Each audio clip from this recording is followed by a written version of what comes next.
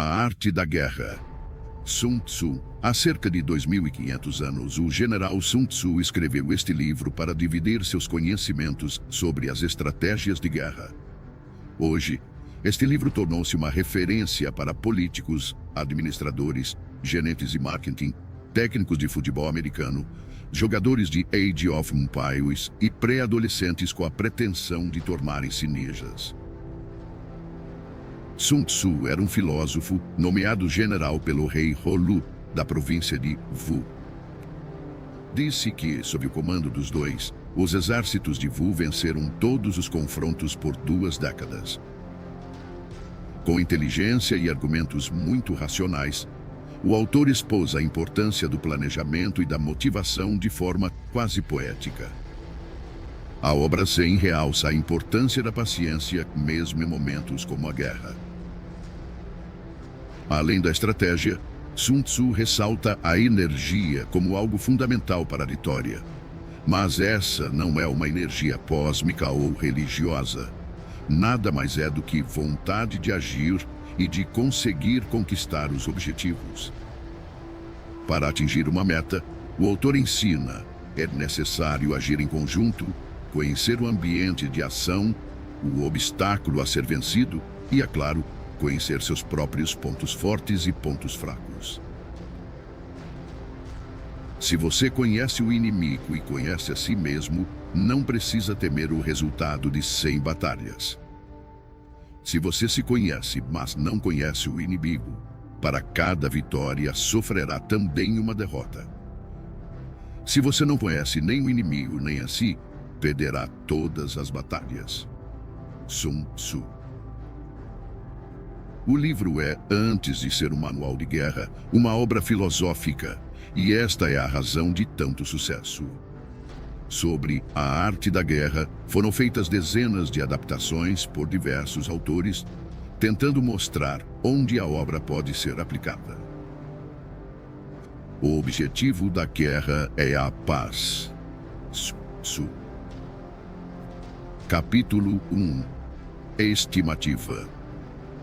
Sun Tzu disse: a arte da guerra é questão vital para o Estado. É o âmbito onde a vida e a morte são fundamentadas, um caminho que leva à aniquilação ou determina a sobrevivência. Deve ser examinada com cuidado e nunca negligenciada. A única forma para prever o resultado de uma guerra é analisar a situação com base nos 5 fatores. Primeiro, Tao, caminho. Várias mentes com um único ideal. O caminho que faz o pensamento do povo estar em completa harmonia com o de seus governantes, levando-o a segui-los para viver ou para morrer, sem temer nenhum dos riscos. Segundo, clima. É a sombra e a luz, o calor e o frio, o tempo e a sucessão das estações. Aceitar ou desafiar essas condições determinará a vitória militar. Terceiro, terra. Referem-se às distâncias, dificuldade de travessia, condições do terreno para a disposição das tropas. A análise da situação da terra define oportunidades de vida e morte. Quarto, líder. A virtude da sabedoria, integridade, disciplina, coragem e humanidade. Quinto, métodos. Impõe eficiência, controle de gastos, tropas, uma cadeira de comando adequada e suporte logístico. Todos os comandantes que negligenciarem esses 5 fatores estarão fadados ao fracasso. Porém, os que dominarem conquistarão a vitória. Portanto, para prever o resultado de uma guerra, é necessário comparar os 2 lados avaliando suas forças. Para tanto, devemos fazer as seguintes questões. Primeira, qual dos soberanos tem o Tao, caminho? Segunda, qual comandante é mais competente e habilidoso? Terceira, qual dos lados possui vantagens do clima e da terra? Quarta, qual exército segue os métodos e é rigorosamente disciplinado? Quinta, qual lado é mais rigoroso e imparcial ao recompensar e punir? Sexta, qual exército tem a maior força? Sétima, qual exército possui os oficiais e as tropas mais bem treinados? Através dessas 7 comparações, sei quem ganhará e quem perderá a guerra. Se um comandante estiver atento aos meus conselhos e proceder de acordo com eles, a vitória será certa. Nesse caso, mantenha-o. Se um comandante não a seguir, procedendo em desacordo, será derrotado. Nesse caso, demita-o sumariamente. Sabendo dos ganhos que podem advir dos meus conselhos, tire o maior proveito das condições favoráveis, formulando através delas uma vantagem estratégica para reforçar nossa posição. Há momentos em que a maior sabedoria é parecer não saber nada. Por isso, quando capaz, finja então ser incapaz. Quando pronto, finja grande desespero. Quando perto, finja estar longe. Quando longe, façam acreditar que está próximo. Se o inimigo procurar alguma vantagem, seduza-o com uma armadilha. Se estiver desorganizado, ataque-o e conquiste-o. Se ele for muito poderoso, prepare-se para ele. Se ele possuir forças superiores, evite-o. Se ele for orgulhoso, provoque-o. Se ele for humilde, dê forças à sua arrogância. Se ele estiver descansado, faça-o se desgastar. Se ele estiver unido, separe-o. Ataque-o onde ele se mostrar despreparado. Adote caminhos que sejam para ele totalmente inesperados. O bom estrategista, para vencer uma batalha, faz antes muitos cálculos do seu tempo, pois sabe que eles são a chave que o conduzirá à vitória. É calculando e analisando que o estrategista vence previamente a guerra na simulação feita no templo. Portanto, fazer muitos cálculos conduz à vitória e poucos à derrota. Quando examino a questão dessa forma, o resultado da guerra torna-se evidente.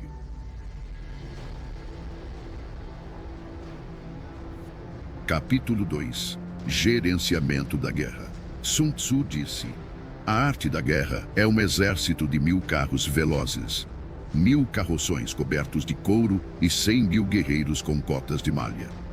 A abundância de coisas necessárias para esse exército deslocado sobre uma distância de 1000 li, com gastos no estado e no campo de operações, incluindo enviados ao exterior e conselheiros, matérias e manutenção de carros e armaduras. Somente quando você tiver 1000 peças de ouro para cada dia de guerra, poderá mobilizar 100.000 guerreiros. Evite batalhas duradouras, busque a vitória rápida. Se a vitória custar a chegar, suas armas se desgastarão e as tropas ficarão desmoralizadas e o entusiasmo tende a enfraquecer. Se você sitiar uma cidade, gastará forças. Se seu exército for mantido muito tempo em campo, as reservas do Estado não serão suficientes. O tempo prolongado irá desgastar as armas, desmoralizar suas tropas, exaurir suas forças e consumir todos os recursos disponíveis, abrindo oportunidades para os governantes vizinhos tirarem vantagens e atacar. Então, mesmo contando com os melhores conselheiros, você não conseguirá garantir bons resultados. Assim, em relação às guerras, tenho ouvido falar em precipitação imprudente, mas ainda não vi bom exemplo de inteligência associada a decisões demoradas. Nunca houve Estado que tenha sido beneficiado por uma guerra prolongada. Portanto, o conhecedor dos terríveis e devastadores efeitos e dos perigos em empreender uma guerra está profundamente consciente de como aproveitá-la da melhor maneira e levá-la com rapidez a seu término, atingindo assim as verdadeiras vantagens potenciais de uma guerra.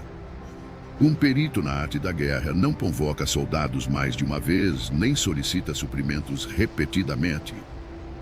Uma vez em guerra, ele não perderá tempo precioso esperando reforços.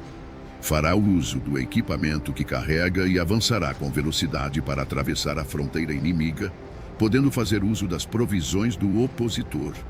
Desta forma, terá o suficiente para alimentar todo o seu exército. A arte de melhor utilizar o tempo é estar um passo à frente do adversário, e vale mais que a superioridade numérica e os cálculos mais perfeitos com relação ao abastecimento. Um Estado é enfraquecido financeiramente quando precisa manter seu exército a uma grande distância e, consequentemente, empobrece seu povo. As vizinhanças próximas aos exércitos aumentam seus preços e, com o custo mais elevado, seus recursos se esgotam com maior rapidez, forçando o Estado a aumentar os impostos dos distritos para assim custear as forças militares. Boa parte dos recursos são utilizados no campo de batalha, acarretando dificuldades para as famílias do fronte interno, tendo como consequência lares vazios e rendas dissipadas, já que o custo para o povo poderá atingir cerca de 70% do valor de suas posses. Ao mesmo tempo, as despesas do Estado atingirão quase metade da arrecadação total em gastos com carros quebrados, cavalos abatidos, peitorais e capacetes, arcos e flechas, lanças e escudos, manteletes protetores, animais de tiro e carroças de provisões. Um comandante sábio fará o melhor para alimentar seu exército com frutos do solo inimigo. Consumir uma medida das provisões inimigas equivale a 20 das nossas. Um fardo de forragem inimigo equivale a 20 dos nossos. Na questão que envolve matar o inimigo, nossas tropas devem ser levadas à fúria. Para que fique clara a vantagem de derrotar o oponente, devem também ser recompensadas, pois tirar a riqueza do inimigo é de grande valia para a manutenção das tropas e deve ser usado como objeto de recompensa, de forma a que todos os soldados tenham um forte desejo coletivo e individual de lutar. Porque assim como o que estimula os homens a matar é a fúria, o que estimula a lucrar com o inimigo são os bens materiais. Portanto, nos combates de carros em que forem capturados mais de 10 carros do inimigo, recompense os que capturaram o primeiro deles e substitua bandeiras e estandartes inimigos pelos seus. E então, misture com os nossos carros. Eles devem ser usados em conjunto. Todos os soldados capturados devem ser tratados com bondade. A isso se chama aumentar as próprias forças no processo de derrotar o exército inimigo. Na guerra, portanto, preze pela vitória rápida e evite as operações prolongadas. Por isso, o comandante que compreende a guerra torna-se o árbitro supremo da vida, do destino do povo e o senhor da segurança do Estado.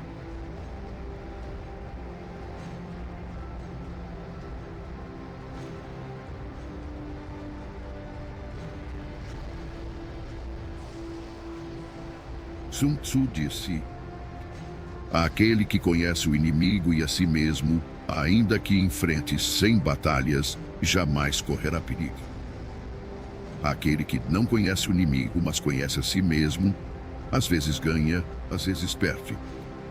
Aquele que não conhece nem o inimigo, nem a si mesmo, está fadado ao fracasso e correrá perigo em todas as batalhas. Capítulo 4 – Posições táticas. Sun Tzu disse: na antiguidade, o perito em batalha se colocava fora da possibilidade de derrota e esperava que o inimigo expusesse a sua vulnerabilidade. Garantir-nos de não ser derrotado está em nossas mãos. Porém, a oportunidade de derrotar o inimigo é dada por ele mesmo. Por isso se diz: a invencibilidade repousa na defesa, a vulnerabilidade revela-se no ataque. Manter-se e assumir posição defensiva é porque a força do inimigo é esmagadora, porém lançar-se ao ataque é porque a força do inimigo é deficiente. O especialista em defesa oculta a si mesmo no mais profundo e indecifrável canto da terra. O especialista em ataque desfere o golpe de cima das mais altas esferas do céu. Dessa forma, ele é capaz de, ao mesmo tempo, proteger a si mesmo e alcançar a vitória completa.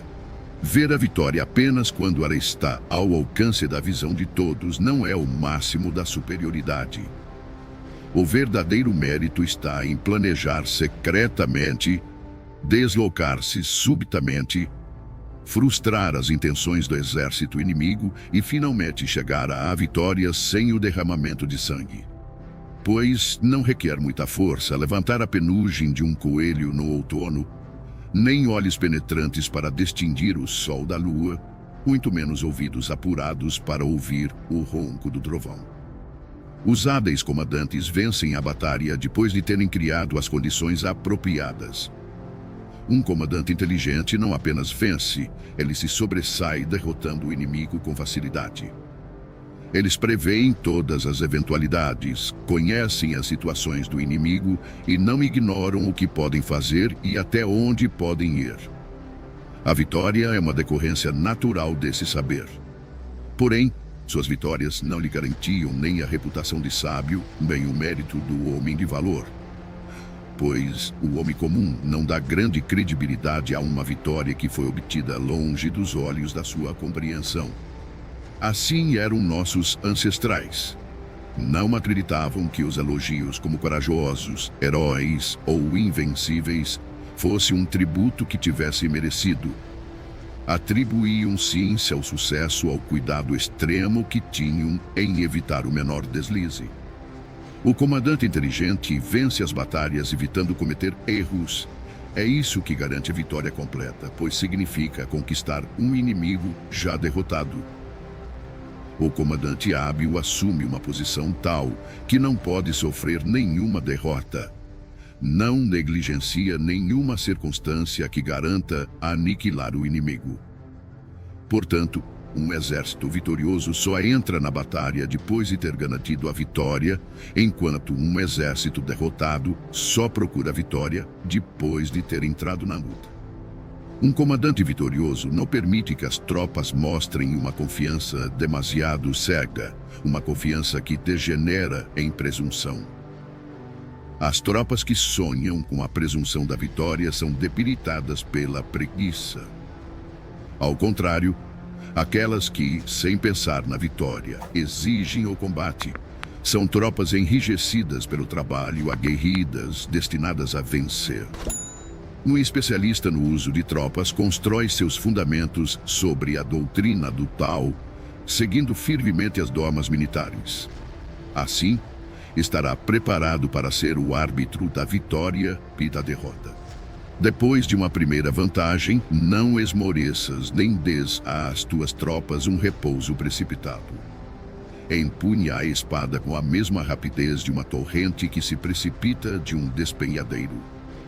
Que seu inimigo não tenha tempo sequer de perceber o que está acontecendo e somente recolher os louros à vitória quando o inimigo estiver aniquilado, dando-lhe assim condição de fazê-lo com segurança e tranquilidade.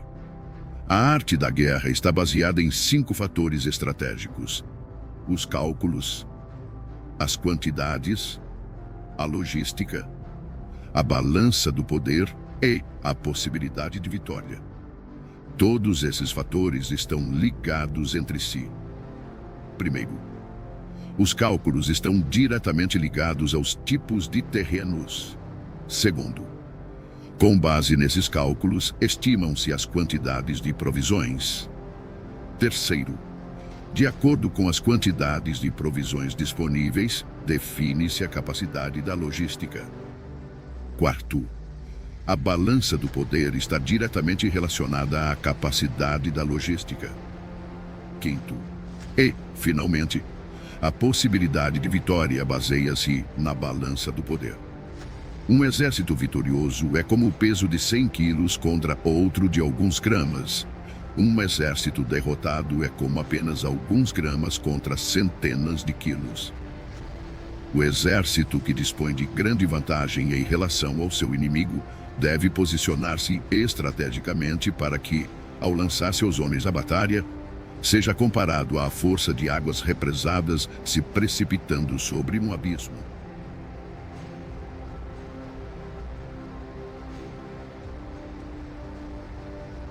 Capítulo 5. Vantagens. Sun Tzu disse: comandar muitos é o mesmo que comandar poucos. Tudo é uma questão de organização. Controlar muitos ou poucos é uma mesma e única coisa. é apenas uma questão de formação e sinalizações. Lembre-se dos nomes de todos os oficiais e subalternos. Inscreva-os num catálogo, anotando-lhes o talento e suas capacidades individuais, a fim de aproveitar o potencial de cada um. Quando surgir oportunidade, haja de tal forma que todos os que deves comandar estejam persuadidos que seu principal cuidado é preservar-os de toda desgraça. As tropas que farás avançar contra o inimigo devem ser como pedras atiradas em ovos. De ti até o inimigo não deve haver outra diferença senão a do forte ao fraco, do cheio ao vazio. São as operações chamadas diretas e indiretas que tornam um exército capaz de deter o ataque das forças inimigas e não ser derrotado. Em batalha, use geralmente operações diretas para fazer o inimigo engajar-se na luta e as operações indiretas para conquistar a vitória. Em poucas palavras, o que consiste a habilidade e a perfeição do comando das tropas é o conhecimento das luzes e das trevas, do aparente e o secreto. É nesse conhecimento hábil que apita toda a arte. Assim, o perito, ao executar o ataque indireto, assemelha-se ao céu e às terras, cujos movimentos nunca são aleatórios, são como os rios e mares inexauríveis. Assemelham-se ao sol e à lua. Eles têm tempo para aparecer e tempo para desaparecer. Como as 4 estações, ele passa, mas apenas para voltar outra vez. Não há mais que 5 notas fundamentais, mas combinadas, produzem mais sons do que é possível ouvir. Não há mais que 5 cores primárias, mas combinadas, produzem mais sombras e matizes do que é possível ver. Não há mais que 5 sabores, mas combinados produzem mais gostos do que é possível saborear. Da mesma forma, para ganhar vantagem estratégica na batalha, não há mais que as operações diretas e indiretas, mas suas combinações são ilimitadas, dando origem a uma infindável série de manobras. Essas forças interagem, um método sempre conduz ao outro. Assemelham-se, na prática, a uma cadeia de operações interligadas, como anéis múltiplos, ou como a roda em movimento, que não se sabe onde começa e onde termina. Na arte militar, cada operação tem partes que exigem a luz do dia e outras que pedem as trevas do segredo. Não posso determiná-las de antemão. Só as circunstâncias podem ditá-las. Opomos grandes blocos de pedra às corredeiras que queremos represar. Empregamos redes frágeis e miúdas para capturar pequenos pássaros. Entretanto, o caudal rompe algumas vezes seus diques após ter-os minado aos poucos. Quando uma ave de rapina se abate sobre sua vítima, partindo-a em pedaços, isso se deve à escolha do momento preciso. A qualidade da decisão é como a calculada arremetida de um falcão que lhe possibilita atacar e destruir sua vítima. Portanto, o bom combatente deve ser brutal no ataque e rápido na decisão. Embaralhada e turbulenta, a luta parece caótica. No tumulto de um combate pode parecer haver confusão, mas não é bem assim. Entre a confusão e o caos, uma formação de tropas pode parecer perdida e mesmo assim impenetrável. Sua disposição é, na verdade, circular e não podem ser derrotadas. A confusão simulada requer uma disciplina perfeita. Afinal, o caos estimulado se origina do controle. O medo fingido exige coragem. A fraqueza aparente se origina da força. Ordem e desordem é uma questão de número, de logística. Coragem e medo é uma questão de configuração estratégica do poder, vantagem estratégica. Força e fraqueza é uma questão de disposição das forças, posição estratégica. O sábio comandante possui verdadeiramente a arte de liderar aqueles que souberem e sabem potencializar sua força, que adquiriram uma autoridade ilimitada, que não se deixam abater por nenhum acontecimento, por mais desagradável que seja. Aqueles que nunca agem com precipitação, que se conduzem, mesmo quando surpreendidos com sangue frio, que têm habitualmente nas ações militadas e nos casos previstos antecipadamente. Aqueles que agem sempre com rapidez, fruto da habilidade aliada a uma longa experiência. Assim, o ímpeto de quem é hábil na arte da guerra é irrefreável e seu ataque é regulado com precisão. O primeiro imperador Han, 256-195 a.C., desejando esmagar seu oponente Rishun-nu, enviou espiões para conhecer sua condição. Mas este, sabedor do fato, ocultou com cuidado todos os soldados fortes e todos os cavalos bem alimentados, deixando apenas homens doentes e gado magro à vista. O resultado foi que os espiões, por unanimidade, recomendaram ao imperador que atacasse. O resultado? O imperador Han atacou e foi derrotado. Os espiões viram apenas velhice e doença. Isso, sem sombra de dúvida, é uma dissimulação do inimigo e atacar pode ser imprudente. Assim, quando pretende que o inimigo se movimente, o especialista se mostra e o inimigo certamente o seguirá. Ele ilude o inimigo e este acredita. Agindo dessa maneira, manipula o inimigo e assim espera por ele, armado com toda a sua força. O especialista, quando está em batalha, procura sua vitória na vantagem estratégica, não a solicita aos seus homens. Portanto, deve ser hábil para selecionar os homens certos e explorar o avaro e o tolo, o sábio e o valente, e dar a cada um deles uma responsabilidade adequada ao seu perfil. Jamais designe tarefas a quem não for capaz de cumpri-las. Selecione e dê a cada um responsabilidades proporcionais à sua competência.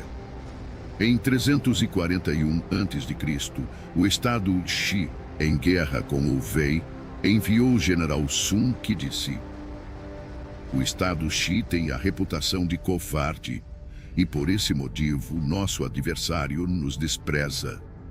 Vamos virar essa circunstância a nosso favor." Consequentemente, quando o exército atravessou a fronteira do território Wei, Sun ordenou que fossem acesas 100.000 fogueiras na primeira noite, 50.000 na segunda e apenas 20.000 na terceira. O general do exército Wei, Pan Xuan, ordenou o ataque de maneira vigorosa, pensando: "Eu sabia que os soldados de Sun eram covardes. Seu número já caiu menos da metade." Na sua retirada, Sun chegou a um estreito desfiladeiro que calculou ele seria atacado pelos perseguidores depois do anoitecer. Lá chegando, tirou a casca de uma árvore e escreveu: "Sob esta árvore, Pan Xuan morrerá." Então, quando começou a anoitecer, colocou um grupo de poderosos arqueiros emboscados nos arredores, com uma ordem de atirar diretamente se vissem uma luz. Mais tarde, Pan Xuan chegou ao local e, vendo a árvore, acendeu uma luz para ler o que estava escrito. Seu corpo imediatamente foi crivado por uma saraivada de flechas e todo o seu exército foi preso na confusão. Quem explora a vantagem estratégica envia seus homens para a batalha como se fossem troncos e pedras.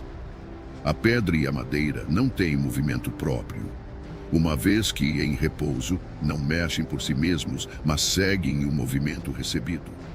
Se forem quadrados, mantêm-se em repouso. Se forem redondos, rolam até encontrar uma resistência mais forte que a força recebida. Assim, a vantagem estratégica desenvolvida por bons guerreiros é como o movimento de uma pedra redonda rolando por uma montanha de 300 metros de altura. A força necessária é insignificante. O resultado, espetacular.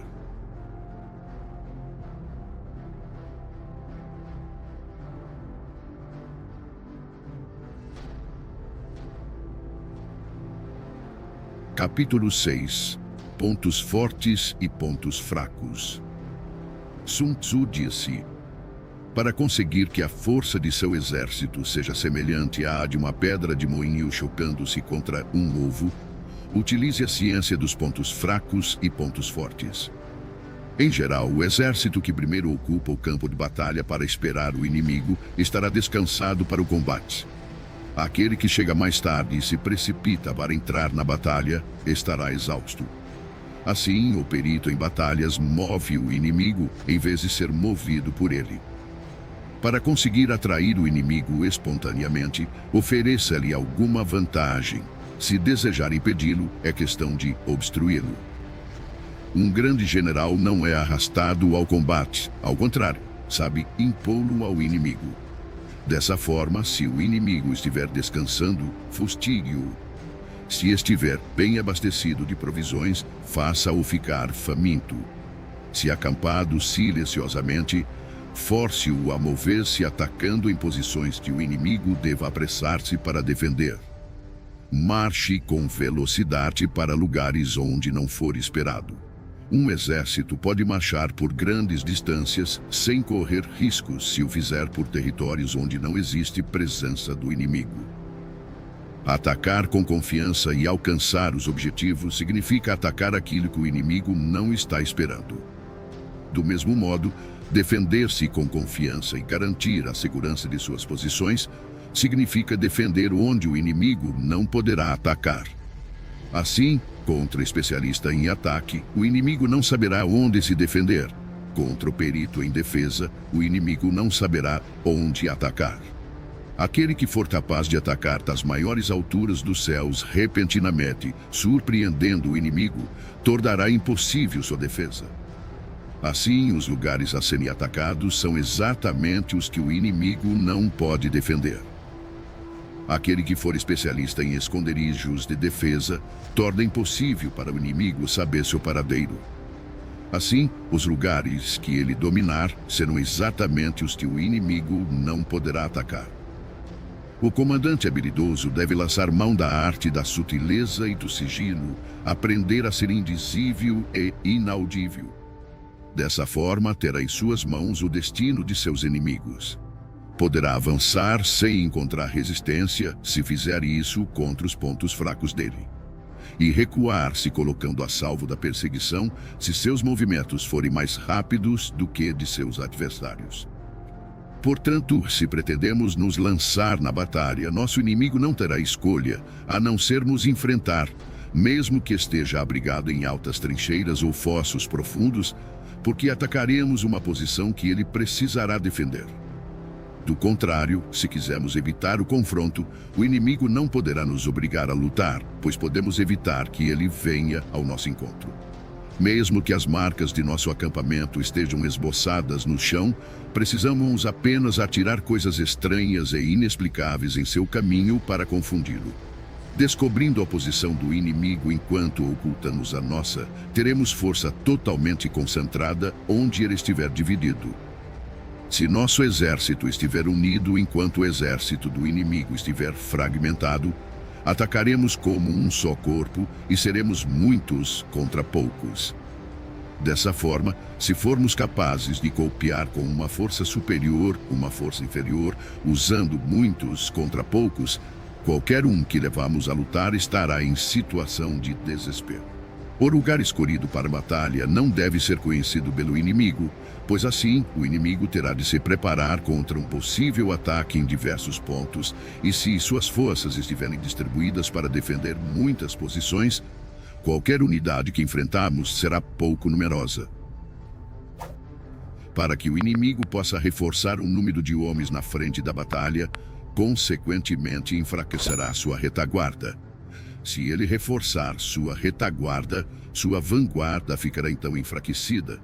Do mesmo modo que, se fortalecer seu lado esquerdo, o direito enfraquecerá. Se fortalecer seu lado direito, o esquerdo ficará enfraquecido. Reforçar todos os lados significa enfraquecer todos os lados.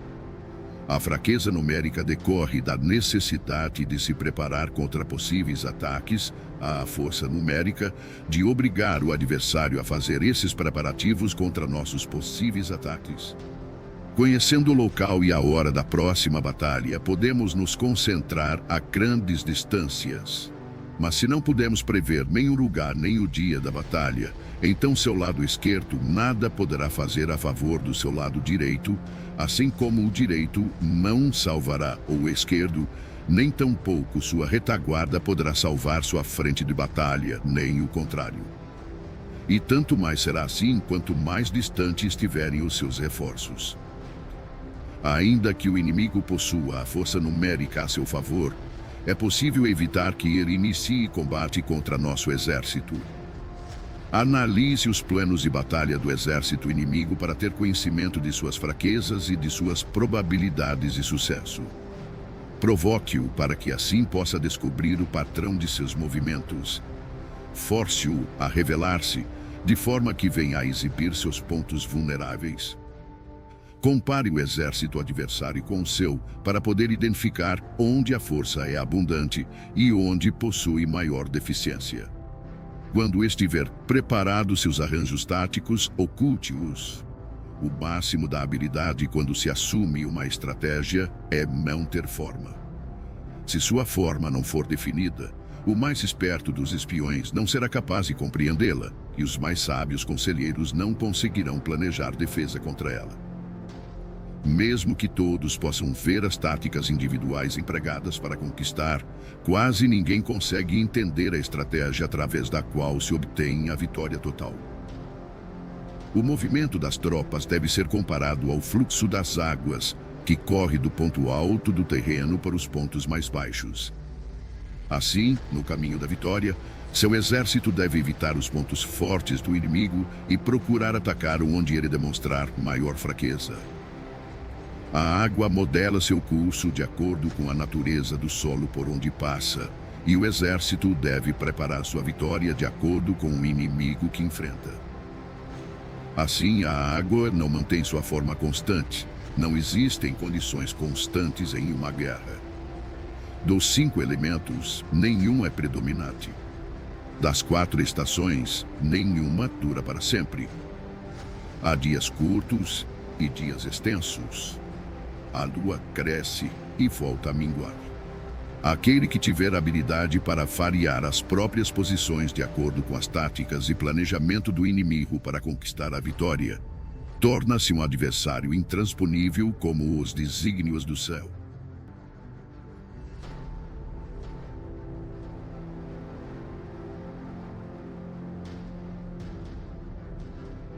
Capítulo 7. Manobras. Sun Tzu disse: na guerra, o general que recebe suas ordens do soberano deve concentrar suas forças e transformar seu exército em um conjunto harmonioso, mobilizando o povo. Depois, instalar as tropas em lugar vantajoso. A grande dificuldade de manobrar exércitos para a luta está em transformar uma longa e tortuosa estrada em caminho mais conveniente e em transformar a adversidade em vantagem. Dessa forma, transforme a estrada do inimigo em longa e tortuosa. Haja de forma dissimulada, engane-o com a ilusão de ganhos fáceis. Isso equivale a compreender a estratégia de transformar o inconveniente em correto. A manobra tanto pode ser uma fonte de vantagem quanto um perigo.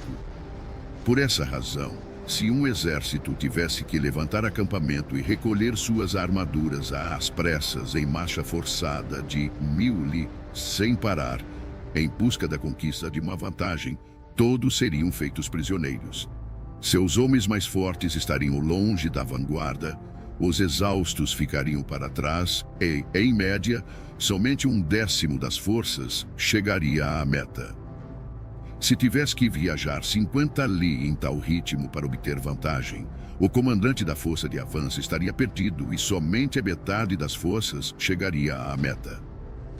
Se tivesse que viajar 30 li em tal ritmo para obter alguma vantagem, apenas 2/3 das forças chegariam à meta. Um exército sem equipamento e provisões perecerá, sem sombra de dúvidas. Somente mantém alianças com os estados vizinhos depois de conhecer a fundo as intenções dos seus soberanos. E a menos que conheça a configuração de um terreno, suas montanhas, pântanos, florestas e acidentes naturais, você não deve colocar seus exércitos neles, a não ser que utilize guias locais para obter alguma vantagem. Pratique a dissimulação, recusa a manobras enganosas. Movimente-se quando estiver em posição de vantagem, faça mudanças estratégicas dispersando ou concentrando suas forças. Quando avançar para a batalha, seja veloz como o vento, imprevisível como o trovão. Em ocasiões que deva permanecer calmo, seja como a floresta. Ao invadir e saquear, haja rápido como o fogo. Na imobilidade, seja como montanha. Quando necessário, esconda suas intenções, seja obscuro como as trevas. Evite movimentar-se inutilmente e somente ataque quando tiver certeza da vantagem.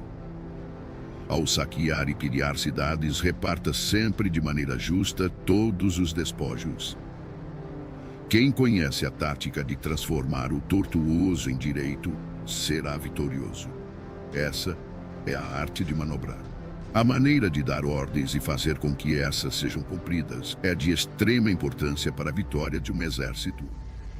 Você encontrará no livro dos planos militares que em determinadas ocasiões a maioria dos teus homens não poderá te ver nem ouvir. Os tambores e as bandeiras devem substituir tua presença e tua voz. Assim, em combate noturno, faça uso dos tambores. E durante o dia, use as bandeiras e estandartes. Desta forma, suas tropas serão um único corpo, impedindo que teus soldados corajosos avancem sozinhos e os covardes recuem. Essa é a arte de manobrar grandes massas. Pode-se desmoralizar num exército inteiro e seu comandante ser levado a perder o ânimo. Na manhã da guerra, a moral do inimigo está elevada. Ao meio-dia, começa a enfraquecer, e à noite sua mente está voltada para o retorno ao acampamento. Por isso, o comandante sábio evita um inimigo com a moral em alta e ataca-o quando moroso é inclinado a retornar. Essa é a arte de administrar humores. Disciplinado, o bom comandante usa sua própria ordem para esperar pela desordem do inimigo. Usa sua calma para esperar por seu clamor. Essa é a arte de conservar o autodomínio. Se perceberes que o inimigo está animado e descansado, espera que o entusiasmo arrefeça e ele se vergue sob o peso do cansaço. Então, usa suas tropas descansadas e bem alimentadas. Essa é a arte de administrar a força. Não inicies um combate quando o inimigo apresenta disposições perfeitas de suas bandeiras e estandartes. Não lance o ataque sobre o exército inimigo ordenado e disciplinado em suas formações. Essa é a arte de controlar as condições mutáveis. Portanto, não ataque o inimigo que ocupar o terreno alto, nem aquele que tiver uma colina às costas. Não persiga o inimigo que finge recuar. Não obstrua o inimigo que volta para casa. Quando cercar o inimigo, deixe uma saída para ele. Caso contrário, ele lutará até a morte. Não pressione um inimigo acuado e não te encarnices contra um inimigo derrotado. Essa é a arte da guerra. Capítulo 8. Contingências.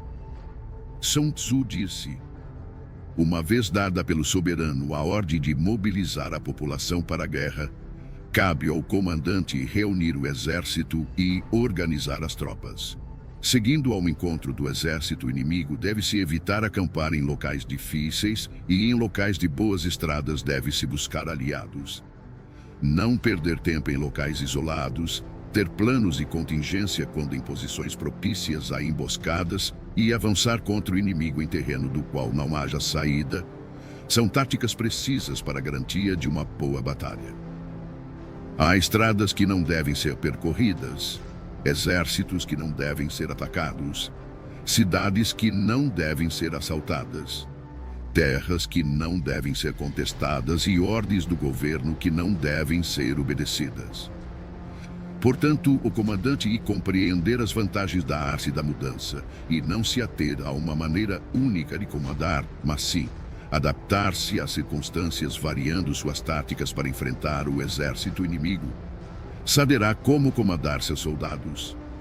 Ao contrário, se seus métodos de comando forem flexíveis e suas decisões forem tomadas de forma mecânica, ele não é digno de comandar seus soldados e, por mais que esteja familiarizado com o território, não será capaz de pôr em prática seus conhecimentos e tirar o máximo de seus homens. O comandante sábio deve considerar a combinação de ganho e perda, deve ter discernimento das reais vantagens em situações difíceis e confiar nos seus esforços. Se for capaz de perceber as vantagens prováveis, as dificuldades poderão ser resolvidas. Um general deve conhecer bem as vantagens e desvantagens frente ao inimigo, buscar o enfraquecimento dos comandantes hostis, infligindo-lhes importantes perdas, trabalhando sem cessar para prejudicá-los. Poderá fazê-lo de diferentes formas, corrompendo seus melhores homens, introduzindo traidores em seu meio, fornecendo motivos de cólera uns contra os outros, fazendo com que saiam quando conviria que ficassem atampados e permaneçam tranquilos quando esperam ser atacados. A arte da guerra nos ensina a não contar com a possibilidade do inimigo não vir, e sim estar preparado para ele. Não depender do inimigo não atacar, mas depender principalmente de estar em uma posição invulnerável. Há 5 defeitos perigosos que podem afetar um general, são erros que podem derrotar a prudência e a bravura de um comandante. Primeiro, se ele tiver um temerário descaso pela vida. Um general que se expõe sem necessidade, que parece buscar os perigos da morte, é um homem precipitado. Segundo, se ele tiver um cuidado excessivo em conservar a própria vida e por esse motivo não ousa e sim dá mostras de covardia, poderá ser facilmente capturado. Terceiro, se tiver temperamento volúvel. Um general que perde facilmente o controle e se deixa levar pela cólera será ludibriado pelo inimigo através de provocações e cairá em emboscadas sem perceber. Se for suscetível à honra, um general não deve se ofender de forma intempestiva. Por querer reparar a honra por qualquer insulto, poderá perdê-la. Quinto, se conservar uma compaixão excessiva por seus soldados. Um general deve punir seus soldados com severidade quando necessário, ministrar castigo e trabalho com discernimento, ou poderá ser facilmente desrespeitado. Esses 5 perigosos traços demonstram falhas graves de um comandante e devem ser cuidadosamente evitados, pois são, sem dúvida, os motivos que levam à derrota de um exército e à morte de seu comandante.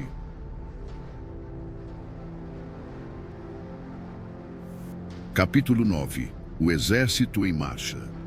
Sun Tzu disse: antes de movimentar suas tropas, se informe da posição de seu inimigo. Quando fizer seu exército marchar, atravesse rapidamente as montanhas e fique nas proximidades dos vales. Acampe sempre em terreno alto e em local ensolarado. Quando travar combate em colinas, não suba ao topo para alcançar o inimigo. Sempre que for necessário atravessar um rio, afaste-se rapidamente da margem e jamais o atravesse em presença do inimigo. Caso contrário, o inimigo esteja cruzando um rio, não vá ao seu encontro dentro da água, espere, e só ataque quando a metade de sua tropa concluir a travessia. Desta forma, terá mais vantagem no combate. Na travessia de pântanos, sua maior preocupação deve ser sair deles o mais rápido possível, pois além da grande dificuldade de conseguir provisões nestes locais, são terrenos baixos e expostos ao ataque. Se for forçado a combater em um pântano, procure ocupar as orlas, evite adentrar no terreno e, se houver floresta nos arredores, situe-se de costas para elas. Em terras planas e secas, procure se posicionar de forma que seu flanco direito e sua retaguarda fiquem próximos de alguma elevação no terreno. A ideia é ter terras perigosas à frente e seguras atrás. Quando estiver com sua tropa em movimento, o mais importante é buscar as vantagens naturais do terreno que estiver ocupando, Em geral, os exércitos preferem os terrenos altos e ensolarados, pois nestes comida e água são mais acessíveis. Essas condições certamente favorecem uma vitória. Quando as chuvas formarem uma torrente e engrossarem os rios, não arrisque a travessia. Espere que as águas retomem seu curso natural. Evite regiões onde há penhascos com rios que correm no fundo, lugares fechados, moitas espessas e gargantas estreitas. E, se não for possível, abandone esses lugares rapidamente. Enquanto nos afastamos, devemos atrair o inimigo para esses locais e talvez ele caia nos perigos que acabamos de nos esquivar. Tenha cuidado também com lugares cobertos de matos e de pequenos bosques, lagos cercados de plantas aquáticas e charcos cheios de junco. São locais próprios para emboscadas e esconderijo de espiões traiçoeiros. Estando perto destes lugares, não se movimente antes de fazer um reconhecimento de toda a área. Portanto, devo afirmar, mais uma vez, que independente do acampamento ser bom ou ruim, deve-se buscar as vantagens de cada terreno. Além disso, deve-se ficar atento ao inimigo, envie espiões ao longo do caminho e decifre todos os movimentos do adversário. Se o inimigo estiver próximo e ainda assim se manter em silêncio, ele não está ocupando uma posição estratégica. Se estiver distante e tentar provocar um combate, ele quer que avancemos. Se ele estiver acampado em terreno plano, com certeza está protegido por alguma vantagem. Se houver movimento entre as árvores de uma floresta, fique atento. Pode ser que o inimigo esteja avançando. Se existirem muitos obstáculos entre os arbustos, ele está tentando nos confundir. Se uma grande quantidade de pássaros levanta voo de súbito, é sinal de uma emboscada. Animais assustados indicam que um ataque surpresa está se formando. Se a poeira ergue-se alta, é sinal de carros de guerra chegando. Quando ela é baixa e se espalha rente ao chão, denuncia a aproximação da infantaria. Se a poeira se levanta em pontos esparsos, mostra que destacamentos estão colhendo lenha para as fogueiras. Algumas nuvens de poeira movendo-se de um lado para outro significa que o exército está montando o acampamento. Sussurros e aumento dos preparativos para a guerra significa que o inimigo avançará. Linguagem violenta e movimento agressivo para frente indicam que ele recuará. Quando os carros leves saem à frente e tomam posições nos flancos, é sinal de que o inimigo está entrando em formação para o combate. Proposta de paz sem que haja retrocesso do exército indica uma conspiração.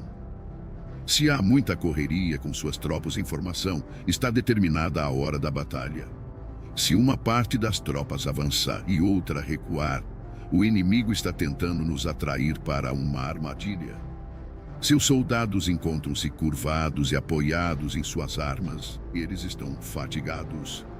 Se os que, mandados apanhar água, forem os primeiros a beber, significa que o exército está sedento. Se houver uma vantagem e o inimigo não avançar, ele está exausto. Se há pássaros reunidos em algum ponto, a posição está desocupada. Provavelmente o inimigo abandonou secretamente seu acampamento. Quando há gritos da noite, é sinal que o inimigo está assustado. Se há confusão no acampamento, o comandante tem pouca autoridade. Se suas bandeiras e estandartes mudam constantemente de lugar, o inimigo está em desordem. Se os oficiais estão irritados, é sinal de que seus homens estão cansados. Quando o inimigo alimenta seus cavalos com cereais e mata seu gado para comer, quando seus homens não se preocupam em pendurar suas canecas de água e demonstram que não querem voltar às tendas, certamente estão desesperados e determinados a lutar até a morte. Quando há soldados sussurrando em grupinhos e seu comandante falando em voz mansa e vacilante, revela inimizade entre superiores e subordinados. Recompensas em demasia significam problemas. Se o comandante teme pressionar seu exército por conta de motins e oferece gratificações para manter seus soldados de bom humor, certamente ele perdeu o respeito de seus homens. Quando há castigos em excesso, o inimigo enfrenta dilemas terríveis com o relaxamento da disciplina, podendo o comandante perder o controle e irromper violentamente contra seus subordinados para obrigá-los a cumprir o dever. Se os soldados forem punidos antes mesmo de se afeiçoarem ao chefe, não demonstrarão respeito. Portanto, os soldados devem ser tratados primeiramente com humanidade, porém, mantidos sob controle e disciplina. Isso irá garantir sua lealdade. Para isso, os comandos devem ser consistentemente reforçados durante o treinamento. Por fim, se o inimigo enviar um emissário com palavras conciliadoras, ele quer cessar as hostilidades. Atenção ao inimigo enraivecido que está preparado para confrontar-se com você por longo período, sem travar batalha, nem abandonar sua posição. Considere-o com maior cuidado.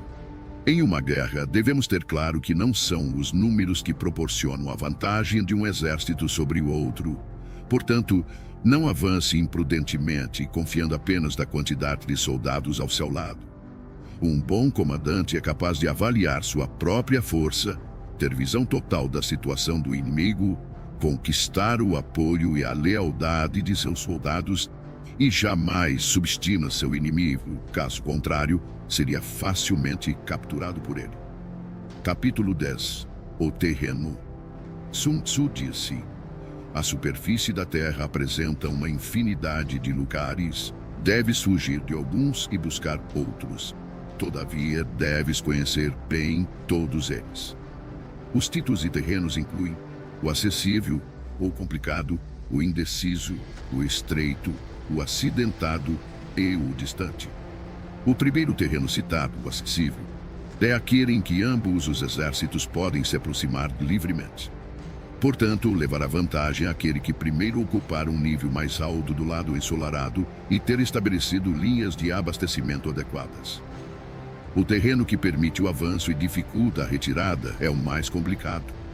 De uma posição dessas, se atacarmos o inimigo quando ele não estiver devidamente preparado, poderemos derrotá-lo. Porém, se ele estiver preparado e não conseguirmos derrotá-lo, seremos pressionados a bater em retirada, então teremos grandes problemas. O terreno indeciso é aquele que oferece desvantagens tanto para o nosso lado quanto para o lado do inimigo. Neste terreno, mesmo que o inimigo tente nos atrair, é prudente abandonar a posição e recuar, atraindo por sua vez o inimigo. Então, quando parte de seu exército tiver saído, poderemos avacar com vantagem. Uma passagem estreita ou desfiladeiros terá vantagem quem primeiro a ocupar e guarnecê-la completamente, ficando à espreita do adversário. Se o inimigo estiver com essa vantagem, não devemos seguir atrás dele. Somente quando ele falhar e a passagem estiver mal protegida é que devemos atacar. Em terreno alto e acidentado, do mesmo modo, se pudermos ocupá-lo primeiro, devemos nos posicionar na parte mais alta do lado ensolarado e esperar pelo inimigo. Se o inimigo conquistou essa vantagem, devemos abandonar nossa posição e bater em retirada. Por fim, quando os exércitos estiverem posicionados a grandes distâncias um do outro e suas vantagens estratégicas forem semelhantes, não será fácil provocar um combate. Por outro lado, levar a batalha até o inimigo não trará nenhuma vantagem. Esses 6 princípios que definem o uso do terreno devem ser do conhecimento total e da responsabilidade do comandante. Shen Yu conta a seguinte passagem de Pei Hsin Xian, 619 e 682 d.C., mandado numa expedição punitiva contra as tribos turquiques. Ao crepúsculo, como de costume, montou seu acampamento, fortificando-o posteriormente com paliçada e fosso, quando, de repente, determinou que o exército mudasse as instalações para uma colina próxima. Essa decisão desgostou muito seus oficiais, que protestaram aos brados contra o esforço extra que os soldados iriam despender. Dei Hsin Xian, todavia, não ligou para as reclamações e fez o acampamento ser transferido o mais depressa possível. Na mesma noite, caiu uma forte tempestade inundando o local anterior do acampamento, que ficou sob 4 metros de água. Os oficiais ficaram espantados com o acontecido e confessaram seu erro. Como soube que ia acontecer? Perguntaram. Pei Xinxian respondeu. Daqui por diante, contentem-se em obedecer às ordens sem fazer perguntas desnecessárias. Durante uma guerra, um exército pode ficar exposto a situações de calamidade que não são decorrentes de causas naturais, mas sim são decorrentes de erros cometidos por seu comandante. São elas fuga, insubordinação, colapso, ruína, caos e derrota. Nos casos em que as vantagens estratégicas de ambos os lados forem praticamente as mesmas, atacar o inimigo que tem um exército 10 vezes maior que o nosso poderá resultar em fuga. Quando os soldados rasos são muito mais fortes que seus oficiais, o resultado é a insubordinação. Caso contrário, quando os oficiais são fortes e suas tropas são fracas, o resultado é o colapso. Se os oficiais dos batalhões forem insubordinados e tiverem o temperamento volúvel, sendo facilmente dominados pela ira e, por conta disso, levados a manobras não autorizadas de modo que o comandante não tenha conhecimento da força de suas próprias fileiras, o resultado será a ruína. Quando o comandante demonstrar fraqueza, não tiver autoridade, suas ordens não forem claras e seus oficiais e tropas forem indisciplinados, o resultado será o caos e desorganização absoluta. Se um comandante negligenciar as forças do exército inimigo e assim permitir que uma tropa enfraquecida enfrente a elite do adversário e ainda operar sem uma vanguarda de tropas de choque, o resultado será a derrota total do seu exército. São essas as 6 formas de atrair a derrota e estão em total responsabilidade do comandante. A formação natural da região e a posição estratégica de um exército são os grandes aliados em uma batalha, mas a capacidade de avaliar o inimigo, de criar condições para se chegar à vitória e de calcular astutamente as dificuldades, perigos e distâncias constitui o teste de um grande comandante. Quem conhecer esses fatores e os colocar em prática de forma adequada será vitorioso. Aquele que lutar sem isso, certamente será derrotado. Desta forma, se tiver certeza que o caminho da batalha garante a vitória, então você deve lutar, mesmo contra a decisão de seu soberano. Mas, se o caminho da batalha não assegura a vitória, então não deve lutar, mesmo com ordem do seu governante. O comandante que segue para a guerra sem ter como prioridade fama pessoal e recua sem temer o descrédito, aquele cuja preocupação for proteger seu povo e prestar um bom serviço ao seu soberano, é um tesouro nacional. Se o comandante trata seus soldados como se fossem seus filhos, por recompensa eles o seguirão até os vales mais profundos e o defenderão com a própria morte. Porém, se o comandante for generoso, mas incapaz de fazer valer sua autoridade, seus soldados serão como crianças mimadas e ficarão inúteis. Se soubermos que nossas tropas estão prontas para atacar, mas ignorarmos que o inimigo não está vulnerável, chegaremos apenas a meio caminho da vitória. Saber que o inimigo está vulnerável, mas ignorar nossas tropas pode atacar para vencer, reduz à metade nossas chances de vitória. Saber que o inimigo está vulnerável e que nossas tropas estão prontas para atacar e vencer, e ainda assim ignorarmos que o terreno não nos favorece, novamente reduz nossas chances de vitória. Portanto, quando o soldado experiente se mover, nunca ficará desorientado e quando partir para a ação, não encontrará limites. Por isso se diz: se você conhece o inimigo e a si mesmo, a vitória não estará em risco. Se você conhece o terreno e as condições naturais, a vitória. Capítulo 12. O ataque pelo fogo. Sun Tzu disse: existem 5 meios de atacar com fogo. O primeiro consiste em queimar os homens. O segundo, queimar as provisões. O terceiro, queimar transportes e equipamentos. O quarto, queimar arsenais e depósitos. E, por último, lançar fogo contínuo sobre o inimigo. Para iniciar um ataque com fogo, deve-se manter sempre preparado um material inflamável e aguardar que o tempo e as circunstâncias estejam favoráveis. Deve-se observar que a época mais adequada para o uso do fogo são os períodos quentes e secos. Há ainda os dias mais propícios para o alastramento das chamas, são aqueles em que a lua estiver passando pelas constelações da cesta dos ventos, do muro, das asas e da plataforma do carro, pois estas constelações determinam dias ventosos. Num ataque com fogo, deve-se estar preparado para variar a maneira de agir de acordo com as mudanças de situação, que podem ser 5.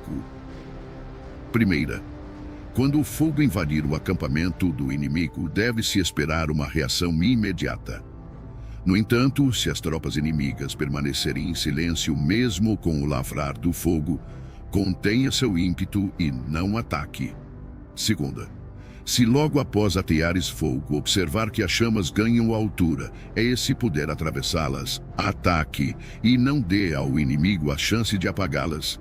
Se não puder atravessar as chamas, permaneça onde está. Terceira, se for possível iniciar um ataque com fogo estando fora do campo inimigo, não entre em suas fronteiras, mas assegure-se de atacar no momento mais adequado. Quarta, considere sempre a direção do vento, atacando em seu favor. Jamais ataque contra o vento ou vai sofrer tanto quanto o inimigo. Quinta, se o vento soprou continuamente durante todo o dia, certamente ele cessará ao anoitecer. Tome precauções para não ser surpreendido. Todo exército bem treinado deve dominar os 5 desdobramentos relacionados ao ataque com fogo e devem ter conhecimento do movimento das estrelas para identificar os dias mais adequados para que possa iniciar esse tipo de ataque. Demonstra grande inteligência aquele que usa o poder do fogo para atacar. Os que usam a água conseguem um acréscimo de força, mas não são eficientes em privar o inimigo de suas provisões. A água será bem utilizada para interceptar e ilhar o inimigo. As diferentes maneiras de combater com fogo proporcionam uma plena vitória, mas é preciso saber colher os frutos, ou todo esforço será uma perda de tempo. É de grande importância também reconhecer o mérito de teus homens e recompensá-los, pois se tuas tropas só enfrentarem dificuldades e trabalho sem o devido reconhecimento, perderás o respeito de teu exército. O general esclarecido melhora seus recursos, comanda seus soldados com autoridade, mantém-nos juntos pela boa-fé e os torna serviçais por boas recompensas. Se a fé diminuir, haverá separação. Se as recompensas forem deficientes, as ordens serão desrespeitadas. Em batalhas, quaisquer que sejam os resultados, o gosto sempre será amargo, mesmo para os vencedores. Portanto, a guerra deve ser a última solução e só deve ser travada quando não existir outra saída. Um soberano jamais deve decidir pela guerra se estiver dominado pelo ódio ou vingança. Um bom comandante não deve mobilizar suas tropas se tiver o coração tomado pelos mesmos sentimentos. Ambos devem aguardar dias mais serenos para ponderar, pois uma pessoa em crise pode recuperar seu bom humor, assim como uma pessoa no calor da paixão pode encontrar novamente equilíbrio. Não marche a não ser que veja alguma vantagem. Não use suas tropas a menos que haja alguma coisa a ser ganha. Não lute, a menos que a posição seja crítica, pois o que jamais poderá ser recuperado totalmente é um estado devastado pela guerra, nem tampouco ressuscitar seus mortos. Portanto, o governante esclarecido considera a batalha com prudência e o bom comandante move-se com cautela. Esse é o caminho para se manter um país em paz e seu exército ímpar. Capítulo 13. Os espiões. Sun Tzu disse: constituir um exército de 100.000 homens e percorrer com ele longas distâncias gera grandes perdas ao povo e custa muito para os cofres públicos. Podemos estimar cerca de 1.000 peças de ouro por dia. Isso acarretará distúrbios internos e externos, homens cairão exaustos nas estradas e cerca de 700 mil famílias terão dificuldades de manter seus trabalhos nos campos. Uma guerra pode durar anos. A vitória é decidida em um único dia. Portanto, continuar na ignorância a respeito da condição do inimigo para poupar quantias em dinheiro é um ato extremo de desumanidade. Não lamente o dinheiro empregado para corromper traidores e obter informações do campo inimigo. O que possibilita ao soberano inteligente e seu comandante conquistar o inimigo e realizar façanhas fora do comum é a previsão, conhecimento que só pode ser adquirido através de homens que estejam a par de toda a movimentação do inimigo. Por isso, deve-se manter espiões por toda parte e informar-se de tudo. Existem 5 tipos de espiões que podem ser usados: espiões locais, agentes internos, agentes duplos, espiões dispensáveis e espiões indispensáveis. Quando os 5 tipos de espiões estão ativos e ninguém pode descobrir o sistema secreto, chama-se a isso teia imperceptível. Primeiro, espiões locais são os próprios habitantes do país inimigo quando colocados a nosso serviço. Segundo, agentes internos em geral são funcionários do inimigo, homens ofendidos por ocuparem posições subalternas, concubinas gananciosas por ouro, pessoas volúveis que estão sempre em cima do muro. Para lidar com este tipo de espião é necessária muita cautela. Terceiro, espiões duplos são espiões do inimigo que trazemos para o nosso lado através de suborno e promessas liberais. Nós os induzimos a fornecer informações falsas ao inimigo e, ao mesmo tempo, espionar seus compatriotas. Quarto, espiões dispensáveis são nossos próprios agentes a quem damos propositalmente informações falsas a nosso respeito, a fim de que, quando forem capturados ou nos traírem, passem informações erradas, fazendo então com que nossos inimigos tomem medidas inadequadas. Esses espiões certamente serão mortos por fornecerem informações falsas. Quinto, e finalmente, os espiões indispensáveis ou sobreviventes são aqueles que voltam do campo do inimigo com informações. Esse tipo de espião deve sempre fazer parte de seu exército. Em geral, são homens fortes, ágeis, dotados de grande sagacidade e acostumados a toda espécie de trabalho sujo. Assim, o comandante deve manter sempre uma relação de proximidade com os espiões, deve recompensá-los regiamente, e os assuntos referentes a estes homens devem ser mantidos em absoluto sigilo. Somente um governante sagaz e intuitivo é capaz de empregar espiões. Só o comandante humano e justo é capaz de fazê-los trabalhar, e sem uma sutil e engenhosa habilidade mental não se pode ter certeza da autenticidade de seus relatórios. Quando um assunto secreto de espionagem é divulgado prematuramente, o espião deve ser morto, juntamente com aqueles que tenham tomado conhecimento da informação. De maneira geral, se o objetivo for esmagar um exército, sitiar uma cidade ou assassinar alguém, é necessário ter a identidade do comandante das tropas de defesa, seus ajudantes e conselheiros, os guardas encarregados dos portões e as sentinelas. Nossos agentes devem ser empregados para assegurar essas informações. É de extrema importância localizar as pessoas enviadas como espiões pelo inimigo. Se cuidarmos delas com generosos subornos, podemos empregá-las como agentes duplos e, através destes, poderemos recrutar espiões locais e agentes internos. Além disso, é a partir do trabalho dos agentes duplos que saberemos quais falsas informações devemos passar aos espiões dispensáveis para que transmitam ao inimigo. E com base no que obtivermos dessas mesmas fontes, poderemos completar as missões dos agentes indispensáveis. Desta forma, os espiões duplos devem ser tratados com a maior generosidade, pois eles são a chave de todo o serviço de espionagem. Os espiões são peças de fundamental importância em uma guerra, porque a capacidade de movimentação eficiente de um exército depende do serviço secreto destes agentes.